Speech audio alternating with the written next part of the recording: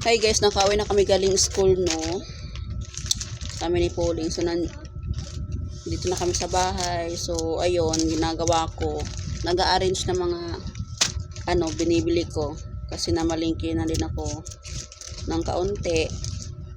Ayun nga, since may tindahan tayo, hindi tayo pwedeng hindi mag-aayos.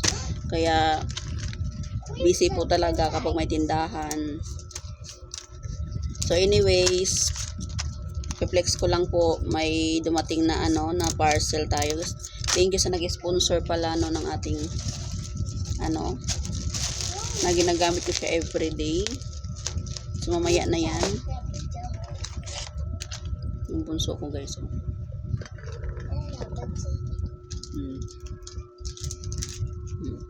Tulungan mo si mama. So ito guys, mapapansin nyo kapag ang tindahan puno, ibig sabihin yan, ang tindera wala na yung cash kasi nandun na yan sa paninda. Pero kapag ang tindahan wala ng laman, ibig sabihin yan, yung tindera meron pa yung cash kasi hindi pa namili.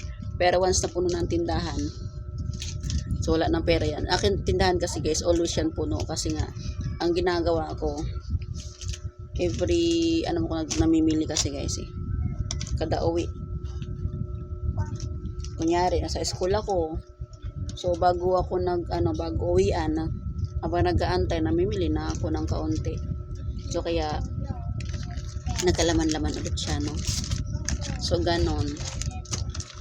Kailangan talaga na sipagan mo lang. Mahirap, pero, enjoy din.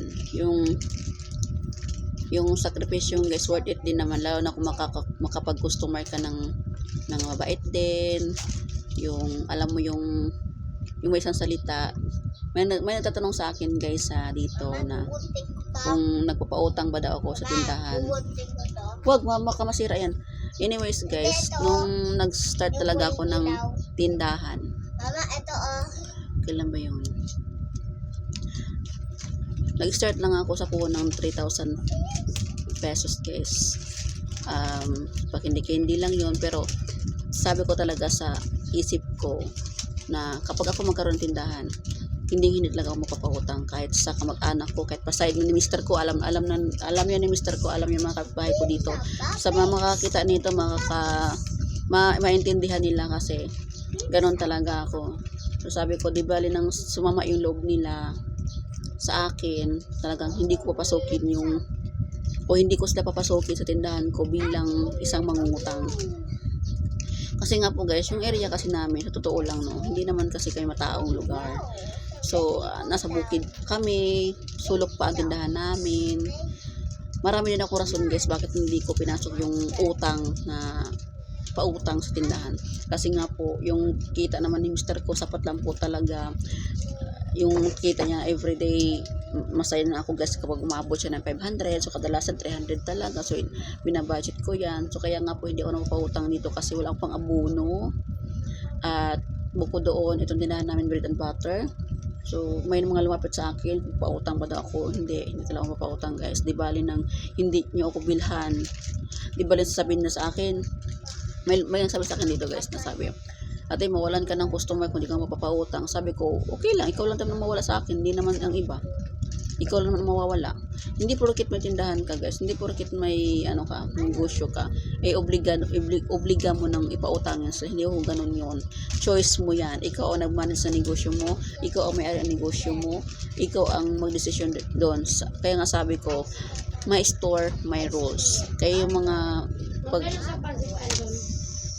So anyways guys, nasa na ba tayo, na wala na ako kasi may bumili. So thankful naman din ako sa mga sa mga kapitbahay ko dito kasi naintindihan naman nila ako talaga guys, kasi ako bahay lang din po ako guys. So wala naman akong ibang trabaho, wala akong monthly na sahod. Kapag wala akong company, wala, as in talagang meron na ako na income, pero isa iba din kasi yun. Usapang tindahan kasi tayo dito sa nga mga nagbabalak ng mga tindahan dyan, talagang mag-focus kayo kung gusto nyo mag-grow yung tindahan nyo guys. Talagang mahalin nyo, di bali nang kayo, di bali nang sabi natin yung bagang magtampo sa mga kamag-anak mo kasi di ka nakapautang, okay lang yun. Pagdating ng araw kasi maintindihan ka nila, maintindihan ka nila. Tsaka dito sa amin kasi guys, walang problema sa utang siguro no kung nasa highway kami. Yung pang daanan ng sasakyan, daanan ng mga tao, yung palang mga taong lugar, highway yun, magpapautang ako. Kasi siguro malaki siguro ang kita ko dyan, kahit may utang pa ako, may pautang pa ako. Pero hindi kasi, nasa sulok kasi kami guys. Kasi ito pang anak ko, palakuhan ng pagkain, o, di, ang tubo, mapupunta na sa kanya. Wala na. Di na, mukhang mga ganon, gusto ko yon. So, ayun. Laon na siguro kung meron kayong partner na bisyoso, nung may sigarilyo, may alak, mas mahirapan talaga kayo guys. Totoo lang, mas mahirap magtayo ng tindahan kung ang mga partner nyo is may bisyo.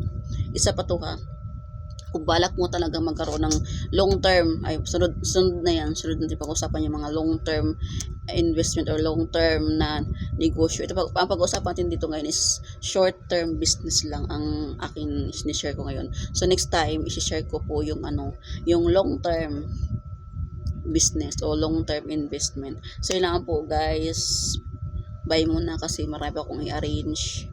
Medyo gutom na rin ako, galing kami sa school. Kaka-vlog ko lang kanina umaga. So yun na po guys. Thank you so much. Sa mga hindi pa nakapag-follow sa akin, follow niyo po ako guys at sa aking YouTube channel. Nandyan po ilagay ko po sa aking sa comment section ng aking YouTube channel. Paki-subscribe na din po at pwede po kayong mag-comment sa aking video kung meron kayo dagdag. So yun lang po. Bye po. Thank you so much. God bless po sa ating lahat.